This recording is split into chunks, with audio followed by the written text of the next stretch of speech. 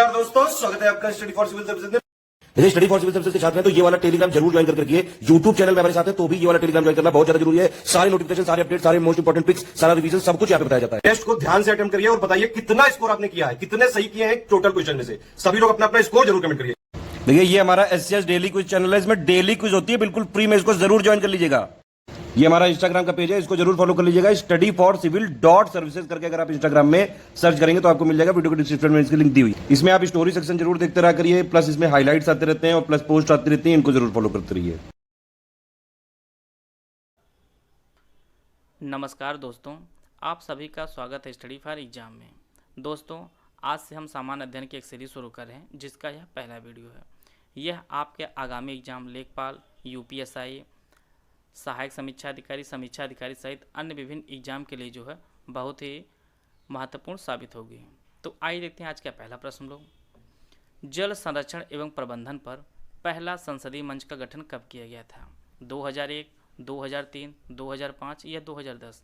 तो इसका जो सही आंसर है वह ऑप्शन सी 2005 में जल संरक्षण एवं प्रबंधन पर पहला संसदीय मंच का गठन किया गया था। और उस समय जो है 14वीं लोकसभा थी और यह जो है जल संबंधित समस्याओं की पहचान करता था और संबंधित सरकार या संगठनों द्वारा उचित कार्रवाई के लिए अनुशंसाएं करता था। यह इसका उद्देश्य था। आए थे अगला प्रश्न लोग। संसद के लोक लेखा समिति में कुल कितने सदस्य होते हैं? 30, 15, 24 या 22? तो इसका जो सही आंसर है वह ऑप्शन डी 22 सदस्य होते थे। संसद के लोक लेखा समिति में कुल 22 सदस्य होते हैं, जिनमें से 15 लोकसभा के और 7 जो है राज्यसभा के सदस्य होते हैं। और इनका जो कार्यकाल होता है, लोक लेखा समिति का जो कार्यकाल होता है वह 1 वर्ष का होता है। 1 वर्ष का होता है। आते हैं अगला प्रश्न लोग। भारत में जनहित याचिका या पीआईएल की अवधारणा के प्रवर्तक कौन थे? एन रंगास्वामी, बलवंत सिंह, पीएन भगवती या एचएस चौधरी? तो इसका जो सही आंसर है वह ऑप्शन सी पीएन भगवती जो है भारत में जनहित याचिका अर्थात पीआईएल के अवधारणा के प्रवर्तक थे। और यह जो है भारत के 17वें मुख्य न्यायाधीश थे। और पीआईएल का जो फुल फॉर्म होता है वह पब्लिक इंटरेस्ट लिटिगेशन इसका फुल फॉर्म होता है। आए थे अगला प्रश्न लोग। 1882 में पत्रकारिता के कारण जेल किसे हुई थी? बाल गंगाधर तिलक, दादा भाई नौरोजी, आचार्य प्रफुल्ल चंद्र राय या बालकृष्ण चापेकर? तो इसका जो सही आंसर है वह ऑप्शन ए बाल गंगाधर तिलक को जो है 1882 में पत्रकारिता के कारण जेल हुई थी। और मांडले जेल में जो है बाल गंगाधर तिलक ने गीता रहस्य नामक पुस्तक की रचना की थी। और कई बार परीक्षाओं में पूछा जाता है कि इंडियन नेशनल कांग्रेस के अध्यक्ष कौन नहीं बने थे। अभी हाल ही में यूपीएससी की परीक्षा में पूछा गया था और उसका जो उत्तर था वह बाल गंगाधर तिलक भी उस प्रश्न का उत्तर है। इसी प्रकार से इन संबंधित एक प्रश्न बार बार पूछता है कि किसने भारतीय अशांति का जन्मदाता बाल गंगाधर तिलक को बताया है? तो वैलेंटाइन सिरोल ने जो है बाल गंगाधर तिलक को भारतीय अशांति का जन्मदाता बताया है। आए थे अगला प्रश्न लोग। 1924 में अंबेडकर ने मुंबई में किस सभा की स्थापना की? बहिष्कृत हितकारी सभा, हरिजन समाज समता संघ या अनुसूचित जाति परिसंघ सभा? तो इसका जो सही आंसर है वह ऑप्शन ए बहिष्कृत हितकारी सभा की स्थापना अंबेडकर जी ने 1924 में मुंबई में की थी। और इनका जो उद्देश्य था वह अछूतों की उन्नत से संबंधित था। आए थे अगला प्रश्न लोग।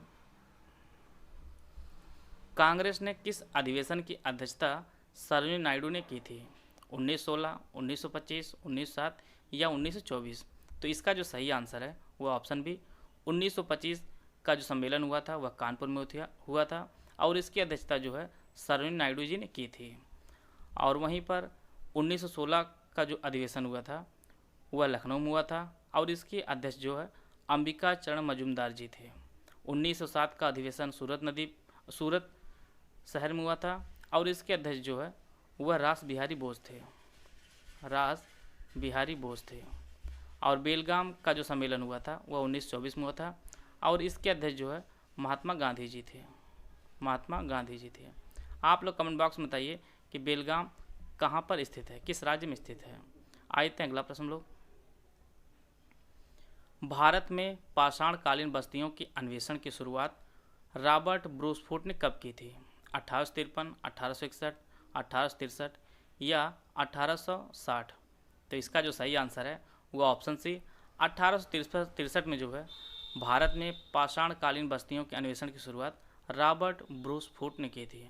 और रॉबर्ट ब्रूसफुट जो है एक पुरातत्वविद थे। आते हैं अगला प्रश्न लोग। चेरनोबिल परमाणु हादसा किस देश में हुआ था? वो आपको बताना है। यूक्रेन, अमेरिका, नॉर्वे या डेनमार्क? तो इसका जो सही आंसर है वो ऑप्शन ए यूक्रेन में जो है चेरनोबिल परमाणु हादसा हुआ था।